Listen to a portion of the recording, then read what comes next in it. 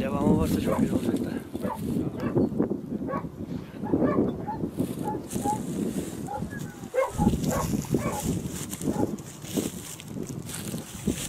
Sayıldı mı acaba?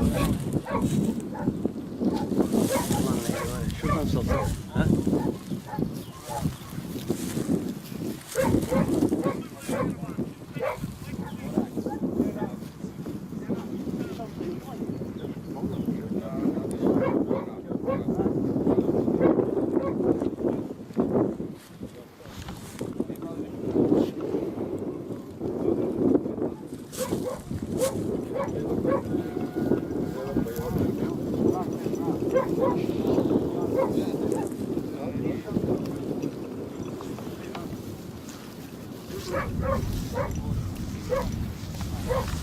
Kapatıyorum, bir daha baştan baş.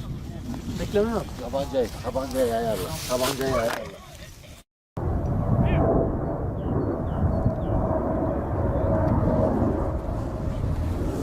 Seyrediyor musun? Seyrediyor musun?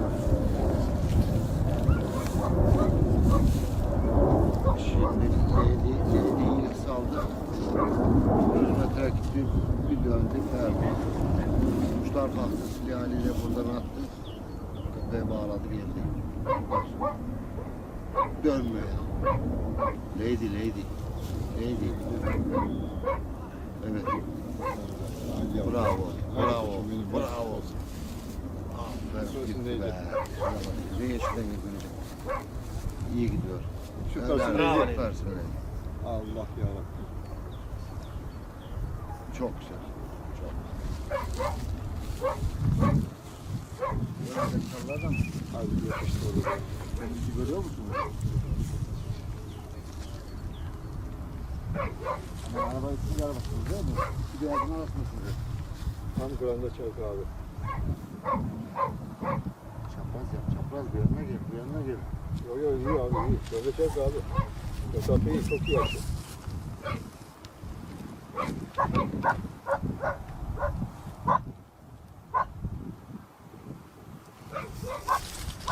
Gidelim mi? Yok abi fazla yaklaşmayın. Fazla yaklaşmayın.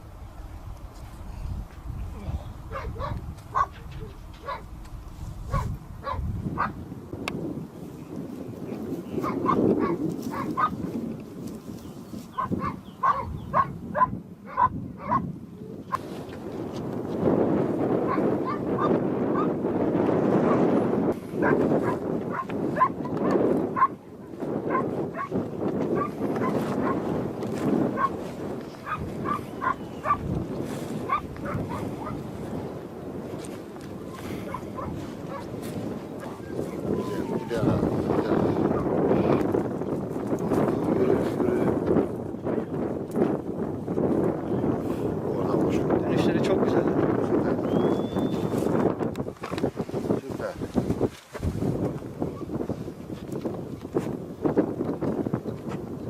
Bir tane ferma lazım şimdi. Ha?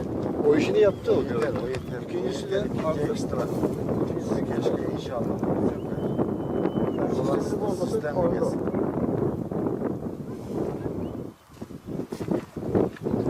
Bir bak herkes beceremedi. Silah nasıl? Aynen. Puan yazılmaz.